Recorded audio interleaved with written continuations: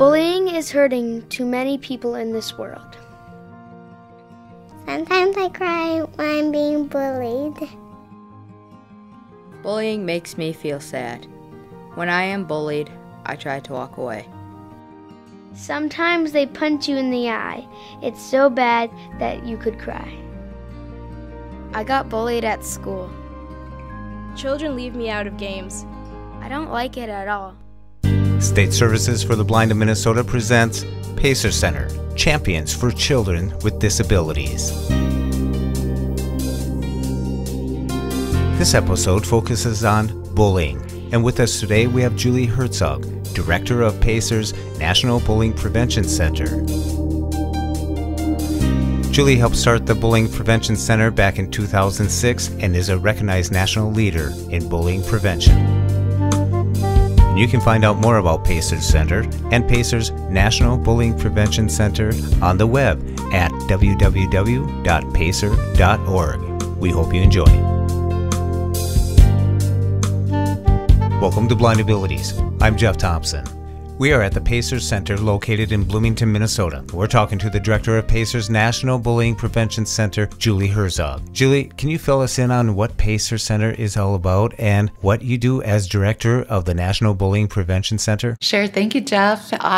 Yes, we are in Bloomington, Minnesota at PACER Center, and PACER is actually an acronym, PACER, and it's Parents Advocacy Coalition for Educational Rights. Though that's probably outdated, we've been around since the late 70s. And our organization began when students with disabilities were given the federal right to be included in the classroom. And so that law today is called the IDEA, Individuals with Disabilities Education Act. And so we are a parent advocacy organization, and what we do is help parents understand what their rights are when their child has a disability in an educational setting. People will oftentimes say, well, where does your connection to bullying come in then as a disability organization? In response to that, as an organization, we're here in Minnesota, so we do take a lot of calls from parents in Minnesota. And starting it was around early 2000, our staff noticed that we were taking more and more calls about kids who were involved in bullying situations, and really both kids who were being bullied as well as kids who were doing the bullying. And a lot of those stories just kind of broke our hearts. We knew that we wanted to do something. We knew we wanted to take action. And at the time, bullying in early 2000, it really wasn't something that people were talking about. And so PACER pioneered a lot of the education that happened around early 2000. And in 2006,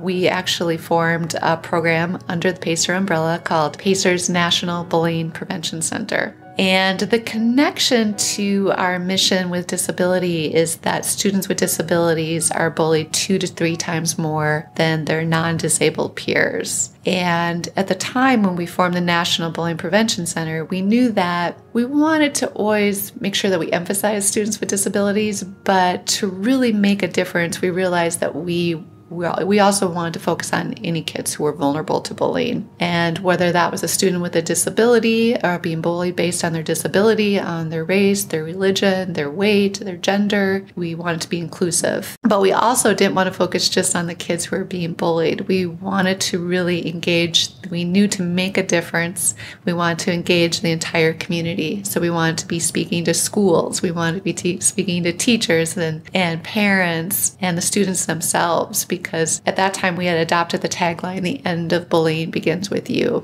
And we knew that we wanted to really have a community conversation about this, that it wasn't about saying that, schools need to fix this, or teachers need to fix this, or the kids need to fix it. It was really about all of us working together. And so that is the background on the National Bullying Prevention Center and how we got started. You mentioned something that really struck me as it's more than just one person.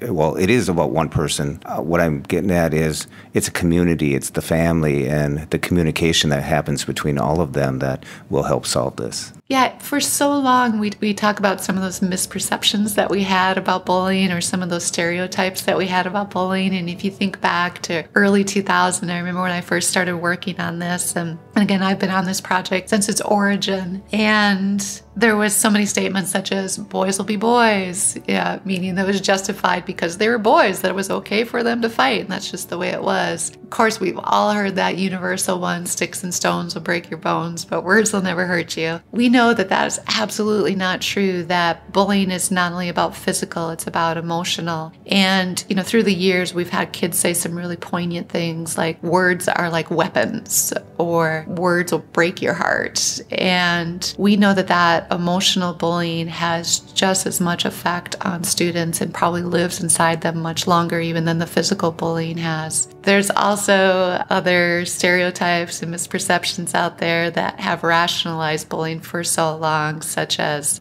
just fight back. Or, kids have also been blamed for why the behavior is happening to them. And parents or adults have said to kids, well, if you didn't act that way, bullying wouldn't happen to you. And so those are all things that in early 2000, just those stereotypes allowed bullying behavior to perpetuate because we were really silent. So when a child was reaching out to us and we were saying things back to them like, well, what did you do to make that happen? Really what we were doing is shutting down the conversation and any options that they had to make it stop. Or even when kids would tell an adult that someone else was being bullied, our response was, don't be a tattletale. And so again, for so long, what has happened is our society allowed the behavior to perpetuate, not intentionally, but there was also that statement of bullying is just a natural part of growing up. I mean, those were all rationalizations for the behavior for so long. But I will say around, in that early kind of mid 2000s that people really started recognizing the incredibly negative impact that bullying had, not only short term, but also long term. And there was a couple things that happened at that time in that there was also the advent of social media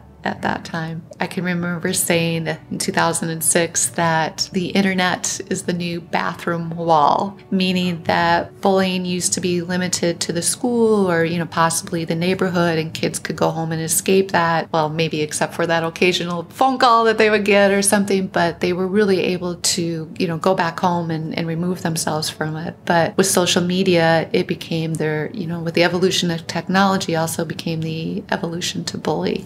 And so kids were vulnerable to bullying 24 hours a day. And I think that was one of the reasons that bullying really was put on kind of that national dialogue. And also there was a recognition that kids, because of things like self-harm, things like depression, anxiety, we began to recognize that there was medical things happening with our kids that were the result of being bullied. And also the suicide ideation and suicide attempts became part of the dialogue as well. So those two things really kind of started to put bullying much more in the public radar. And also they turned a lot of those stereotypes around, and we recognized that bullying was a very serious issue for our kids. You mentioned in the beginning that educating parents and giving them tools to deal with some of the stuff that comes with it. Mostly parents in my situation that I know, they didn't choose to become a parent of a child with disabilities, and where do they go for that? So that's what PACER was basically built on. Absolutely. And Jeff, I'll just share too that I am the parent of a young man who was born with Down syndrome, who was also nonverbal. He has a feeding tube, a pacemaker, some really significant medical issues. And so it was David who, he was 3 when I started here at PACER, and he's now 21. And it was thinking about those vulnerabilities of kids that really inspired my work here and also the work of others, in that so much of bullying happens because someone is not able to defend themselves against it. And so it was about how do we educate parents to raise kids who are self-advocates? How do we educate parents to be advocates for their own children? And I think back, and again, I'll just reference back to 2000. So often when kids would tell their parents that they were being bullied, I think the first response from the majority of parents was, oh, just ignore it. It'll go away. And, and that came from a really good place. And I think parents hoped that by ignoring it, it would stop. But we know from history that just ignoring it does not make it go away. In fact, it usually gets worse. And I remember there was some kids who jokingly, when we were talking to them through focus groups and everything else, and they said, well, what if I would tell my parents to just ignore their annoying boss? Would that be a solution to the situation? And I remember there was another kid who said, what if I told my parents just to ignore their bills? Would their bills just go away?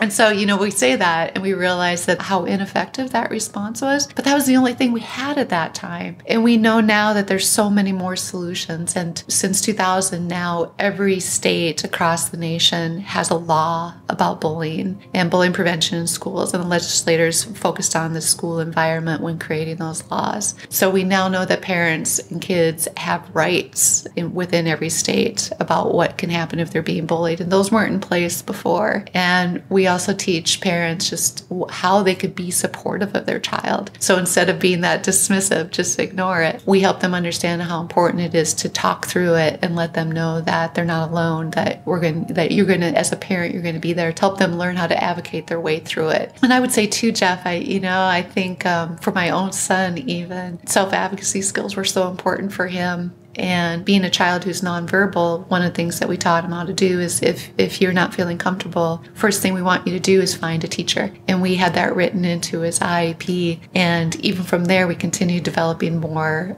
strategic options for him. So when I was on the website for the National Bullying Prevention Center, I noticed there's some videos, and it just wasn't a collection of videos. They were broken down into young children, teens, and it even led to what you're talking about, educating adults. Can you tell us a little bit about those videos? They really impacted me because it brought me back to the realization that I may have been part of, I was part of bullying a little bit, and I was bullied, and it doesn't go away, really, because it all came back to me pretty vivid, it was all there. It makes me cry after school. We are different in many different ways, size, shape, and color. I have been bullied, so I know how it feels to everyone going through a hard time out in the world. Tall, short, skinny, or round. Tall, short, skinny, or round. You have a voice, so make a sound. You're never meant to be the same. You have to care because there are other people in the world besides you that have feelings. Bullying can prevent good in the world and make the bad go in the world. It's not nice to bully. It's better to be a friend.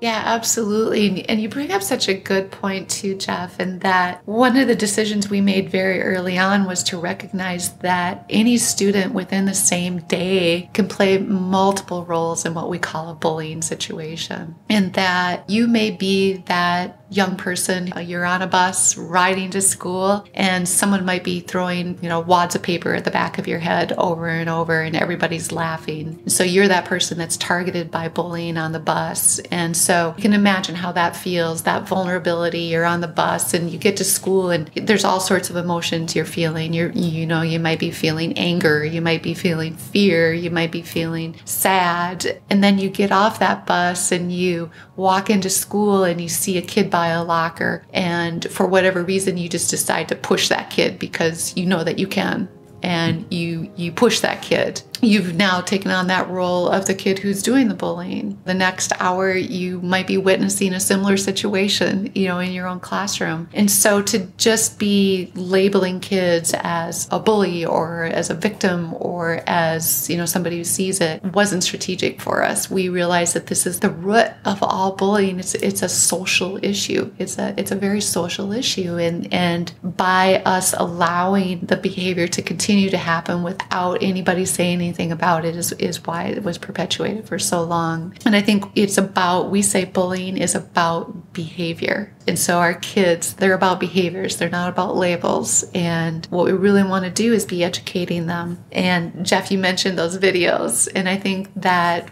again, in today's culture and our evolution of the way we absorb information, we thought it was so important to be offering everybody a variety. So everything from being able to read information, to listen to information, to have access to videos. And, and we do a lot of interactive stuff as well. The video series, we wanted to touch a parent audience because we want to be giving them a little bit different information than what we give our kids. So we actually do have 3 different websites. We have the National Bullying Prevention Center, which we consider our portal page, and that's really for our adult audience. And then we also have 2 age-appropriate websites. One is called Teens Against Bullying, and that is for middle and high school students. And the second is called Kids Against Bullying, which is for elementary school students. So we present information that's age-appropriate on those sites through a variety of dissemination. So everything from reading to interaction on the website to videos.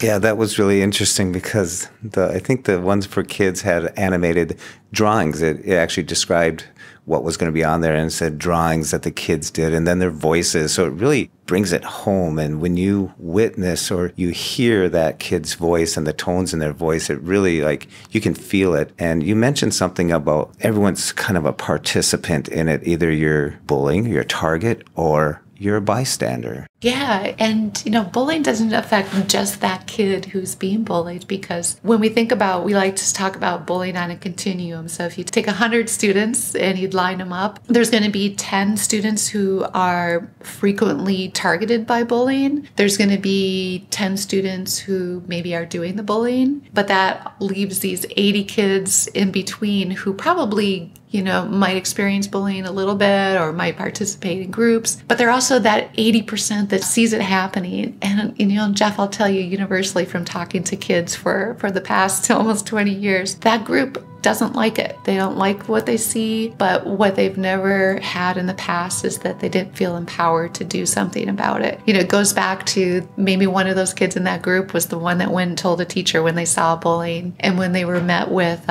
don't be a tattletale, what does that do? It shuts them down. They're not going to go back again and say something about it. And so again, it's about making that cultural shift to really engage that 80% to be what we call advocates. It goes back to our PACER model of advocacy, and we say it's advocacy for self and advocacy for others. And so really giving that group the dialogue and the tools about what do you say if you see a bullying situation. And I think that 80% is so important for our kids with disabilities too, because the majority of bullying is happening outside the adult world. And so it's happening in places like a bus where there's not adults. The one person who's on a bus is the bus driver, and what are they doing? They're facing the other way of where all these kids are sitting behind them. And so bullying also happens online in places where adults aren't. That's why so many social media sites that adults are using, kids aren't, because they want to be in a world of their own choosing and interacting with each other. And so if you think about it, it becomes extremely important for this peer group, these bystanders, to be empowered to do and say something about bullying, and especially for those who aren't able to stop it on their own. And there's also a really powerful statistic that almost 60% of bullying situations will stop when a peer intervenes.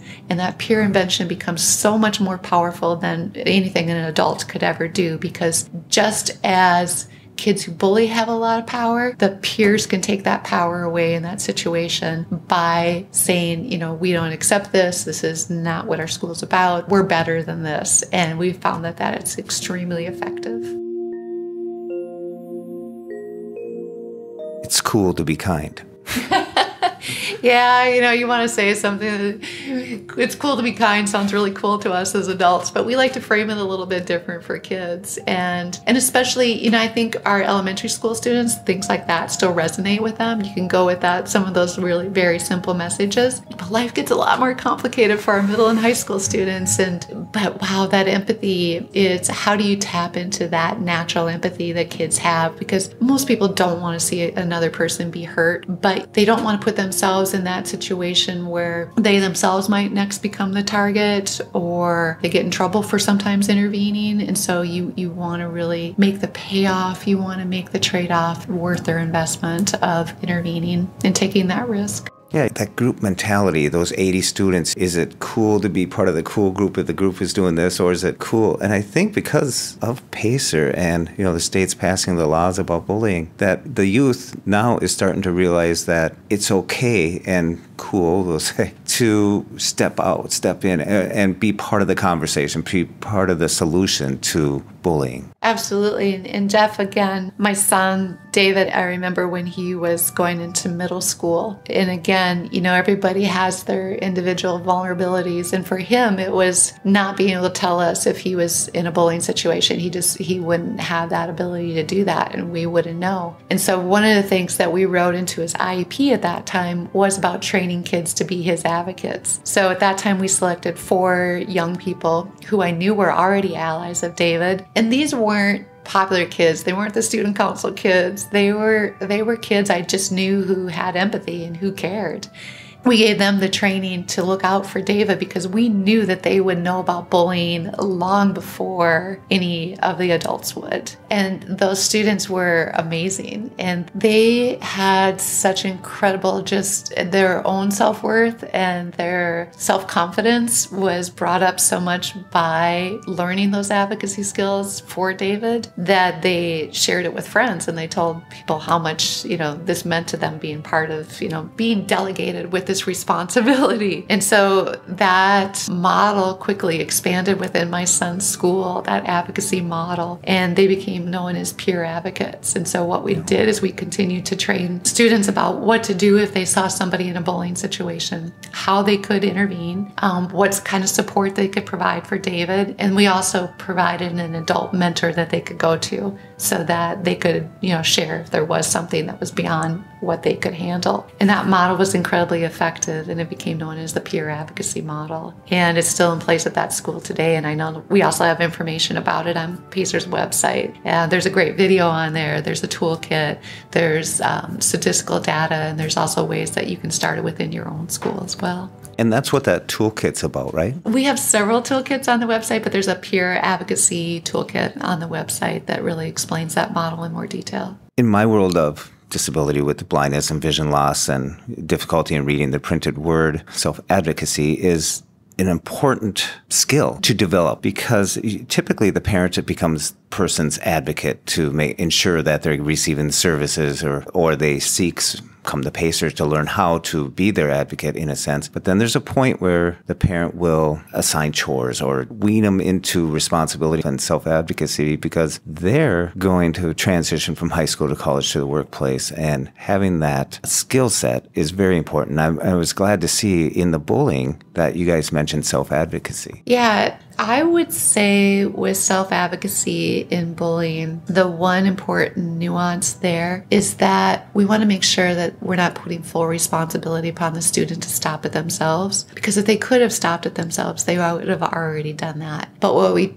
do say is that self-advocacy is very important, and that'll help you get your power back in this situation, because I think so much about being bullied, you start to feel powerless, you start to feel like you don't have any options. And so in doing that, self-advocacy piece is really powerful. And in the world of disability too, it's important to note a couple things, that you have either your IEP or your 504 that you can be writing those goals and objectives right into. And we've seen parents and teachers get incredibly creative with that. So everything from identifying an adult that a young person can go to if they need help in a bullying situation and that advice, because that isn't always readily available in the school.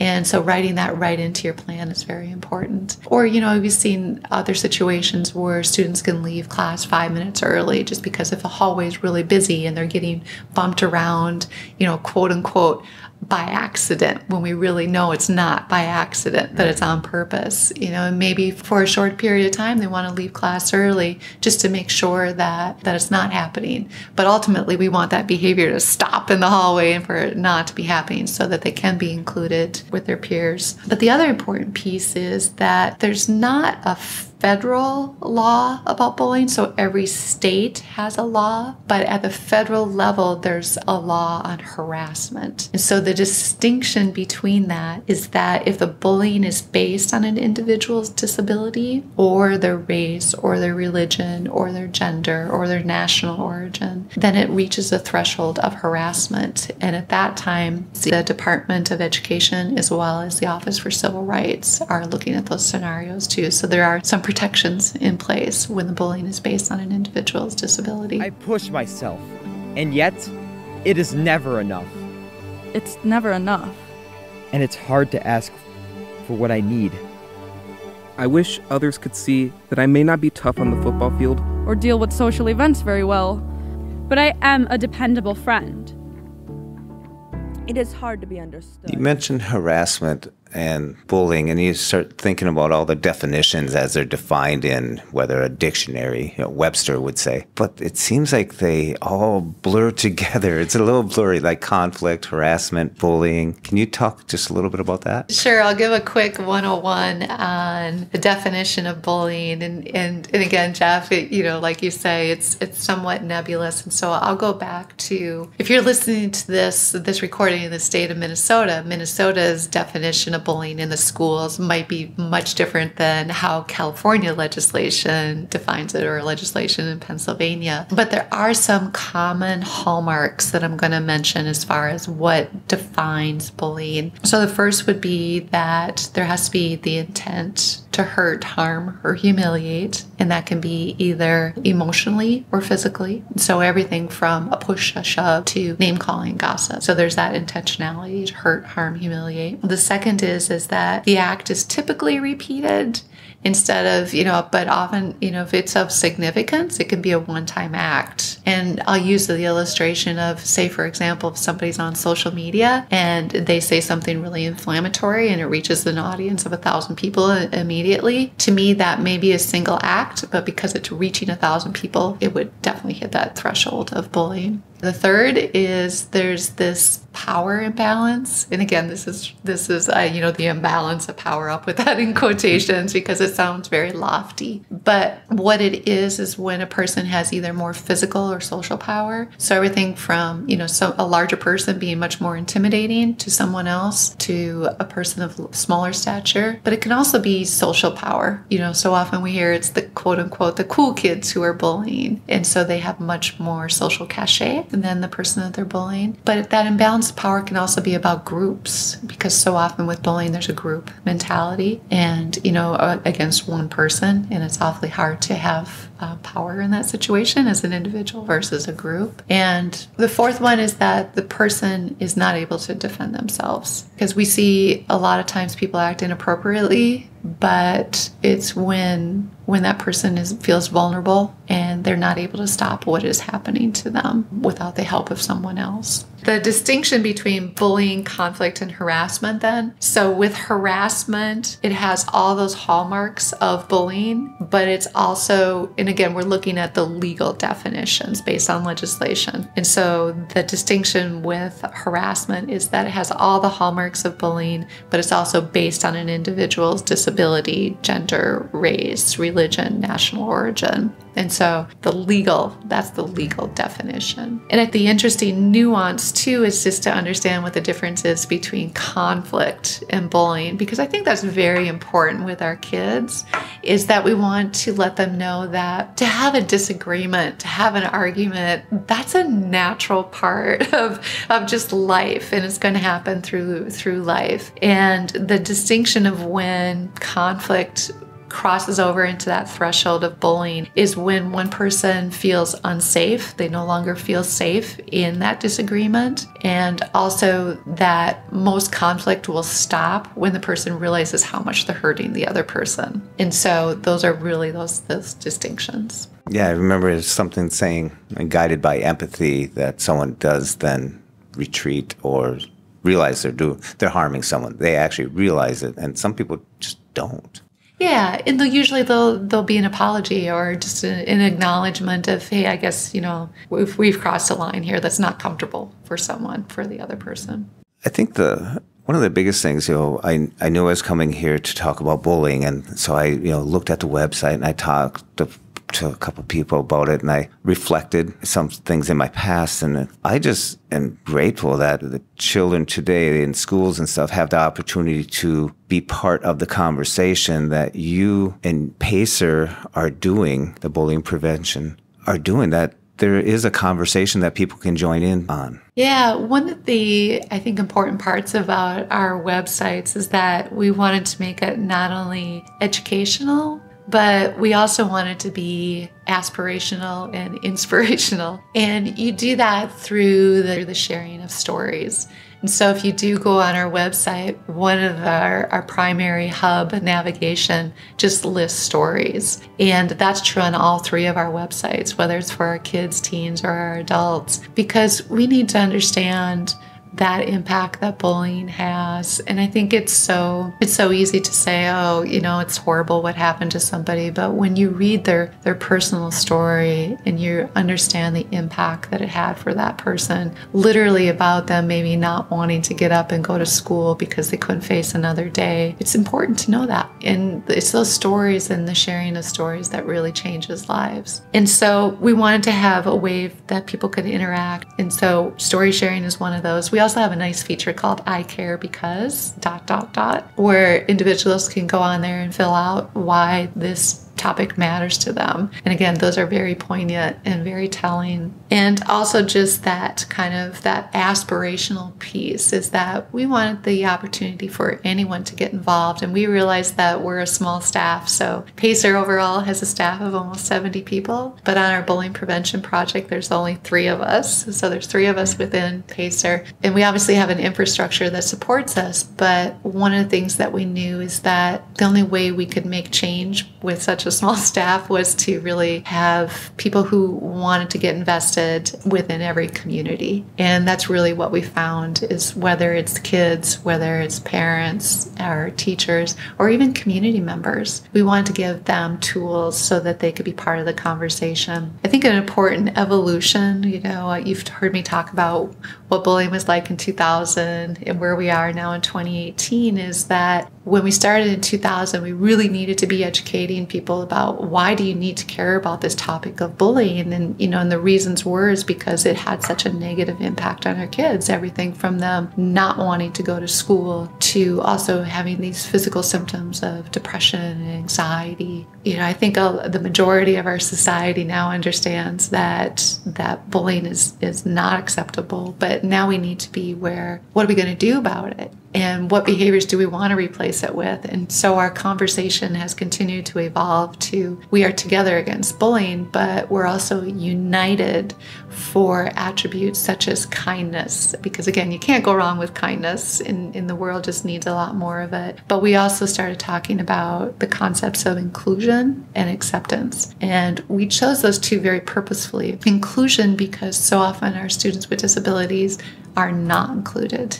Traditionally, they're not included in a classroom setting. They're not included in peer groups. They're not included in friendships. And so to be having active conversations about that, we felt was really important. And the other values, so kindness, inclusion, and acceptance. And I think so often bullying is about people's differences. And in thinking about it, so often what somebody is bullied about is really what makes them unique and valuable to society. And I'll just use my own, that I'm 5'11" now, and I think I was 5'11" back in 6th grade. And so I was teased about height, but really that's what I value. And I think in the blind or visually impaired community, and again, Jeff, you can probably speak to this, but it's probably your uniqueness that you value about yourself. And so one of the things that we want to do is to say that acceptance is about who somebody is and the things that they cannot change, but it's also probably what really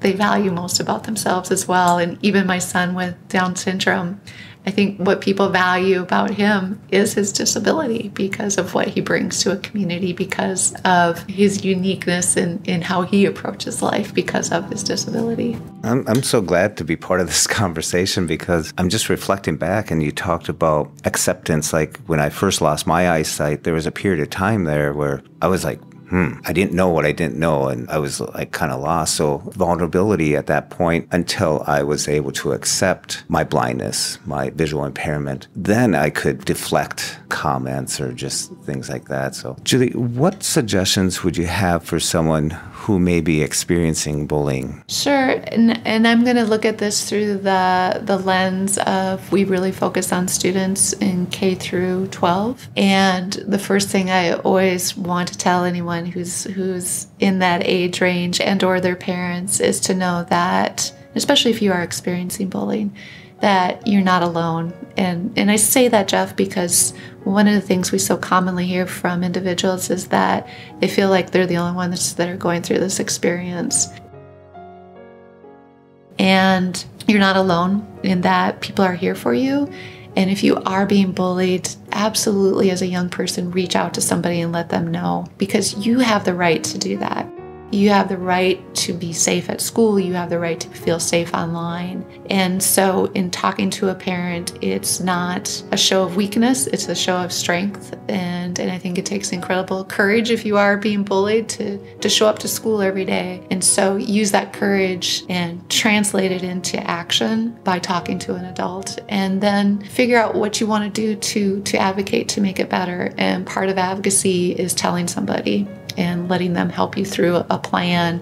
And, whatever that plan may be, make it unique to you, that fits your needs. And for adults, if you find out that your child is being bullied, number one, listen to them and let them talk through it, because it's a very emotional thing. And you as a parent are going to be experiencing a lot of emotion if you find out that your child's being bullied. Everything from why didn't I know about this before to why didn't they tell me before? But the most important thing you can do is be supportive. And the second thing is to go in and find out what your rights are. Be calling us or be emailing us or going online and finding out what your rights are, because your child does have the right to be safe at school. I think that's just of primary importance and of being an advocate. I don't know if this one will make the podcast, but as you're talking there, I was thinking, do kids who bully ever come forward and wonder why they're doing it? Yeah, absolutely. And it's a great question. And again, I can only speak anecdotally from the kids that we have communicated with. But we've heard where kids go on our website, and we actually have a checklist on there, especially for our young kids, and it's called Do You Bully? And they go on there and they read through those behaviors, and they read through it and they say, wow, I'm doing that. And they don't realize the impact that they've had on another person through their actions. And so we need to be teaching our kids about what appropriate behaviors are. And if you as a parent find out that your kid is showing those bullying behaviors, absolutely be having that conversation with them and saying, how can we redirect what you're doing? And teaching them how to have empathy for others. Such an important piece. And I don't think most kids would identify themselves as quote unquote a bully. And so that's where it's particularly important for adults to be acknowledging those behaviors and saying, what can we do to redirect them? Once again, thank you so much for all this information. There's just a wealth of information that I was able to tap into on going onto the website and talking to you. And, even this podcast, people are going to be listening. And it's just, sometimes you feel like you're in a vacuum in life. You're isolated from it. Like, what do I know about bullying? In a sense that, do I have the answers? But with the conversation going on and the website and stuff, people can get connected to each other and share, especially the parents, because they're the ones, if they know about it, they're the ones that can do stuff too. And it's just a great resource. Can you tell people how they can get to your website? Absolutely. You go to PACER. Again, PACER is PACER, is that acronym that I talked about way back at the beginning. And it's pacer.org. And that'll get you to PACER's primary website. And then to reach the National Bullying Prevention Center, you would put in pacer.org/bullying, BULLYING. Well, that's easy enough. Well, Julie, thank you so much for carrying on this conversation that we all need. And I don't think, just because I'm in the blindness community, bullying doesn't have boundaries. So opening it up to so much, most of our podcasts deal with blindness and stuff, but we can't hide from bullying because it does exist. So thank you very much. Thank you, Jeff. And thank you, listeners. Sometimes we are just told to deal with it. Sometimes I don't think I'm any different from other teenagers. We kind of all struggle to be understood. But yeah, I struggle. emotionally, and intellectually.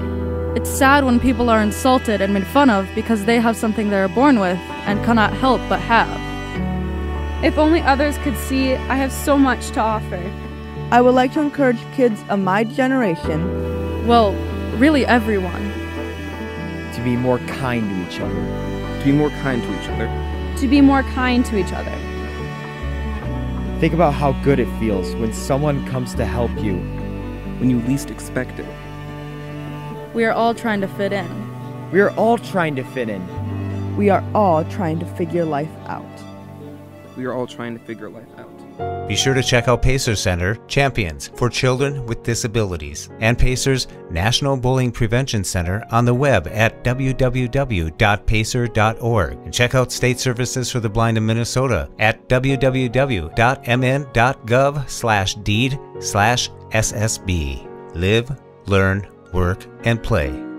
And a big thank you goes out to Chi-Chow and Stephen Letness for their beautiful music.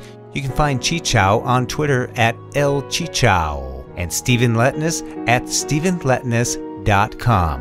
STEPHENLETNES.com. For more podcasts with a blindness perspective, check us out on the web at www.blindabilities.com, on Twitter at blindabilities, and download the free Blind Abilities app from the App Store and on Google Play. That's 2 words, Blind Abilities. You can also enable the Blind Abilities skill on your Amazon device. Just say, Enable Blind Abilities. And from PACER Center, State Services for the Blind, and Blind Abilities, thanks for listening. We hope you enjoyed, and until next time, bye-bye.